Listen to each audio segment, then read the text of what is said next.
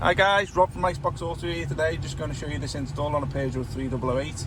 It'll also fit the Peugeot partner and a couple of other cars, but obviously you'll be able to check that out on our website.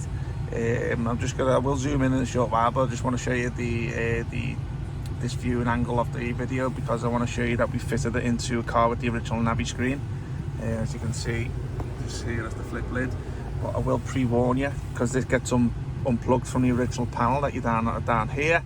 There's no power onto this now, so it will remain closed, but I just wanted to show you just for the purpose of the video, just because we get a lot of questions, people thinking that it won't fit this type of car. It will still work in the car.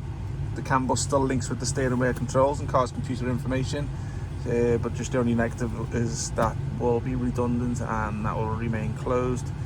Just forget to close that before you unplug the cable, because obviously once you unplug the cable from the original panel, it loses the power. Obviously you don't want to be left with the screen stuck up, so I'll just zoom in. Okay, so this is our RBT5738 model, which comes with 432 gig standard, but the customer's upgraded to the 464. He's gone for the CarPlay option and the DSP, which is pretty much fully loaded on this particular system. As you can see, it all fits nice and flush to the dash here. Just give you a little.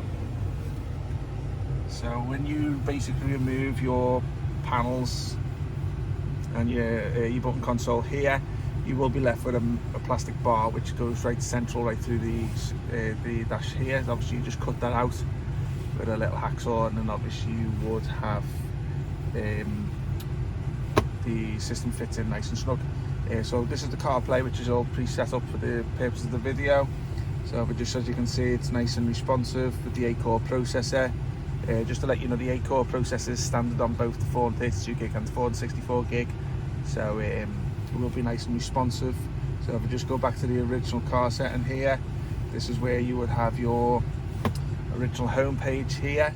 You can customize these apps here if you want and move them around, and that goes for these apps here. So if you find that you're using, say, your CarPlay, you can move that over onto here. Just remove one of them onto the other page and move the CarPlay one over, and then you'd have it on your home page there. So obviously, as you can see, it's got navigation. This is a map that the Chinese put on there, but we prefer you to use either Google Maps, or if you wanted to download one of choice like Waze or Copilot, you can do that also.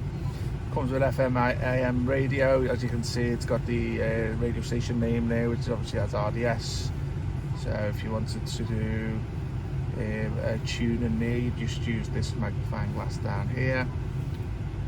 Video, music, so obviously it comes with an SD reader as well as a USB cable. Also there's a USB retention cable inside, which is to link in with the original USB of the car, so that keeps it all nice and OEM. So obviously you can use that, and obviously this is where you can play your movies and music from a USB pen, or alternatively you could use the SD card holder here, which is behind this button. Just clip that one out. Settings here just takes you into a lot of the back end settings here if you want to customize any of the Android settings on there, and obviously there's a password you can get into the back end menu, which we'll give it to you if needed. So as you can see, there's Bluetooth here, which is obviously your hands-free, but as I say, Bluetooth music, Bluetooth tends to be a thing of the past when you're using CarPlay, the Android Auto app, because you just basically bring all your applications from your phone, like say music apps and WhatsApp and stuff like that, text messaging apps. Doesn't do nothing like YouTube, Netflix on CarPlay, but you can download it if you wish from, let's have a little look. YouTube's already on there, but here's Google Maps, screen mirroring, so to say. This is the DVR app. This is optional, so that you can purchase a DVR camera to go with it, which obviously we sell for $49.99 as of today. Here's your little Play Store option here, which is if you wanted to download any applications which are onto the system, you need to log into there. Let's have a little show you now, 1 second. We've already logged in because we do the updates for the customer before he comes back. But as I say, you can get all your Play Store on there. So it must be a little bit of a slow connection today. So I'll just go back to there. Vehicle settings, okay, some computer information. Say nothing on there at the moment. You can set that up there. You also got a car control settings, which gives, this is basically for, I don't think it's applicable on this car because it's got the screen at the top. Let's have a little look. Yeah, so that's pretty much it. Just a few little apps you're not going to basically use. Got an AV in there if you want to add anything like a TV box to it. Customer's gone for the DSP sound processor today, so obviously enables you to enhance the sound a bit more. The DSP's processor is an optional extra. I think it's only £20 if you want to add it to there. So it's got on that one. Let's have a look. A couple of little browsers for like Chrome, and if you want to go and start using the internet on an internet connection.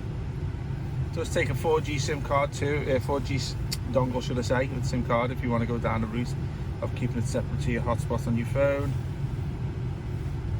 Okay, I'll just bring it to an end there, guys. So I hope you liked the video. It's just under 6 minutes long, so obviously a little bit more extensive than what I'm normally used to. But as I say, if you've got any questions, give us a shout. We'll put the link to the product down below, and all our contact details also. And you get in touch with us. Have a nice day, and I'll see you soon with a nice new video. Thank you. Bye bye.